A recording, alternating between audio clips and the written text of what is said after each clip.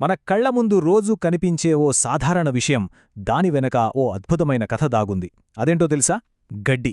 అవును, గడ్డి చేసే నిశ్శబ్ద సేవ గురించే ఈరోజు మనం మాట్లాడుకోబోతున్నాం. అసలు ఈ కథంతా మొదలైందే ఒక చిన్న ప్రశ్నతో. లక్కీ అనే ఒక కుర్రాడికి ఓ రోజు ఉదయాన్నే ఓ డౌటొచ్చింది. అదేంటంటే, మనం అన్నింటికీ పూజలు చేస్తాం కదా, మరి గడ్డికి పూజలెందుకు చెయ్యరు అని. సింపుల్గా అనిపించినా ఈ ప్రశ్నలో చాలా లోతైన అర్థం ఉంది. సరే, అసలా కుర్రాడికి ఈ ప్రశ్న ఎందుకొచ్చిందో చూద్దామా? ఈ కథ దామనెల్లూరు అనే ఓ చిన్న పల్లెటూరులో మొదలవుతుంది. అప్పుడే చినుకులు పడి వెలిసిన సమయం. ఊరంతా ఎంత పచ్చగా, ఎంత తాజాగా ఉందంటే కళ్లకు హాయిగా అనిపిస్తోంది. ఇంటి ముందు, పొలాల గట్లమీద, చెట్ల కింద ఎక్కడ చూసినా సరే పచ్చని గడ్డి తివాచీపరిచినట్టుంది. స్కూల్కి వెళ్తున్న లక్కీ ఇదంతా చూసి ఒక్కసారిగా ఆగిపోయాడు. అతను కేవలం ఆ పచ్చదనాన్ని చూసి ఆగిపోలేదు. అతని మెదడులో ఆలోచనలు మొదలయ్యాయి. అరే, ఈ గడ్డి ఎంత దట్టంగా పెరుగుతోంది కదా, ఒకవేళ ఇది లేకపోతే పాపం పశువులన్నీ ఆకలితో చచ్చిపోతాయి, వ్యవసాయం కూడా కష్టమైపోతోంది, నేల కోతకు గురికాకుండా కాపాడేది కూడా ఇదే కదా అనిపించింది. సరిగ్గా అదే టైంలో పక్కింట్లో తులసికోట దగ్గర పూజ జరుగుతుంది. పూలు, పండ్లు, అగరబత్తీలు చాలా భక్తిగా పూజ చేస్తున్నారు. అప్పుడు అనిపించిందతనికి, ఒకవైపు చూస్తే ఇంతలా ఉపయోగపడే గడ్డి, మరోవైపు ఇంత భక్తితో పూజలందుకుంటున్న తులసి మొక్క. ఈ తేడా చూడగానే అతని బుర్రలో ఒకటే ప్రశ్న. మనం తులసిని పూజిస్తాం, పువ్వుల్ని పూజిస్తాం, పండ్లను దేవుడికి పెడతాం, కాని గడ్డిని మాత్రం ఎవ్వరూ పట్టించుకోరే. ఎందుకని? గడ్డి అంత తక్కువదా? ఈ ప్రశ్న అతన్ని రోజంతా వదల్లేదు. సాయంత్రం కాగానే నేరుగా వాళ్ల తాతయ్య చంద్రయ్య దగ్గరికి వెళ్లాడు. ఇక్కడనుంచి అస్సలు విషయం మొదలవుతుంది. మనవడి ప్రశ్న విన్న చంద్రయ్యగారు మెల్లగా నవ్వి గడ్డి గొప్పతనం గురించి చెప్పడం స్టార్ట్ చేశారు. ఆయనేమన్నారంటే, దాని గొప్పతనం ప్రదర్శనలో లేదు, సేవలో ఉంది అని. ముందుగా తాతయ్య ఒక చిన్న పోలిక చెప్పారు.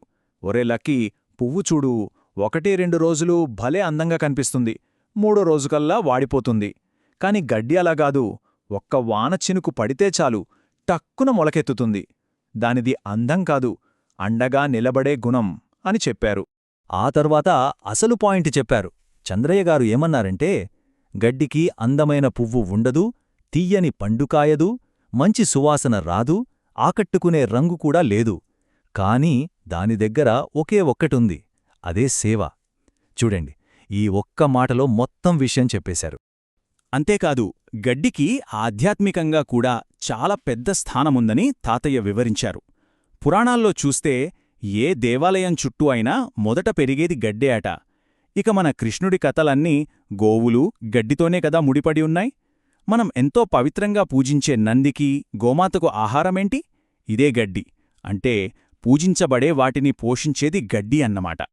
ఇప్పుడు చంద్రయ్యగారు అసలు ఫిలాసఫీలోకి వెళ్లారు. పూజలనేవి 2 రకాలుగా ఉంటాయని, గడ్డికి అందే పూజ కొంచెం స్పెషల్ అని చెప్పడం మొదలుపెట్టారు. చూడండి, ఆయన చెప్పిన 2 రకాల పూజలు ఇవి. ఒకటి మన కళ్లకు కనిపించేది, అంటే పువ్వులు, పండ్లు, దీపాలతో చేసేది.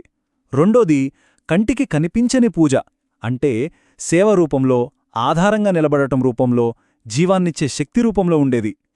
మనం గడ్డికి మొదటి రకం పూజ చేయకపోవచ్చు, కాని ఈ ప్రపంచం మొత్తం దానికి రోజూ ఆ 2వ రకం పూజ చేస్తూనే ఉంది.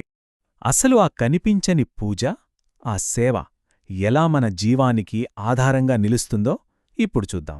ఈ గొలుసుకట్టు చూడండి, చాలా సింపుల్.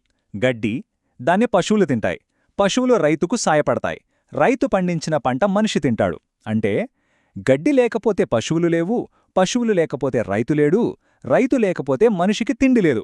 చూసారా? ఈ మొత్తం జీవన చక్రానికి పునాది ఎక్కడుందో? గడ్డి దగ్గరా. ఇక్కడే తాతయ్య ఓ అద్భుతమైన మాటన్నారు. పూజ అందుకునే దానికన్నా దాన్ని నిలబెట్టేదే గొప్పదిరా. ఈ ఒక్క వాక్యం ఈ మొత్తం కథకు గుండెలాంటిది. తాతయ్య చెప్పిన మాటలతో లక్కీకి అసలైన విలువ అంటే ఏంటో క్లియర్గా అర్థమైపోయింది. గొప్పతనమనేది పూజించబడటంలో కాదు, ఉపయోగపడటంలో ఉందని తెలుసుకున్నాడు. చివరగా చంద్రయ్యగారు చెప్పిన ఈ పోలికైతే ఇంకా అద్భుతంగా ఉంటుంది. పువ్వు అందాన్ని మాత్రమే చూపిస్తుంది, కాని గడ్డి జీవాన్ని నిలుపుతుంది. ఒకటి కళ్లకు కనిపిస్తుంది, రెండోది హృదయానికి తెలుస్తుంది. ఎంత మంచి మాట కదా! అందం కళ్లకు కనిపిస్తే సేవ మనసుకు తడుతుంది. ఇదంతా విన్నాక లక్కీకి విషయం మొత్తం అర్థమైపోయింది. నవ్వుతూ, అయితే తాతయ్యా, గడ్డి చిన్నది కాదు, మనమే దాన్ని సరిగ్గా గమనించలేదు అన్నాడు. నిజమే కదా! ఈ కథ వింటున్న మనందరికీ ఇప్పుడు అలాగే అనిపిస్తోంది. సో చివరిగా ఈ కథ మనకు ఒకే ఒక బలమైన ఆలోచననుస్తోంది. అసలైన విలువ అనేది పూజించబడటంలో లేదు, ఉపయోగపడటంలో ఉంది. మన చుట్టూ ఉన్న ప్రపంచం బయటకు కనిపించే ప్రదర్శనను చూసి చప్పట్లు కొట్టొచ్చు. కాని ఈ ప్రపంచం నిలబడేదేమో ఇలా నిశ్శబ్దంగా సేవ చేసేవాళ్లమీదే. మరి మన జీవితాల్లో మనం గడ్డిలా ఉపయోగపడటాన్ని ఎంచుకుంటున్నామా, లేక పువ్వులా ప్రదర్శనకే ప్రాధాన్యతిస్తున్నామా? ఒక్కసారి ఆలోచించండి.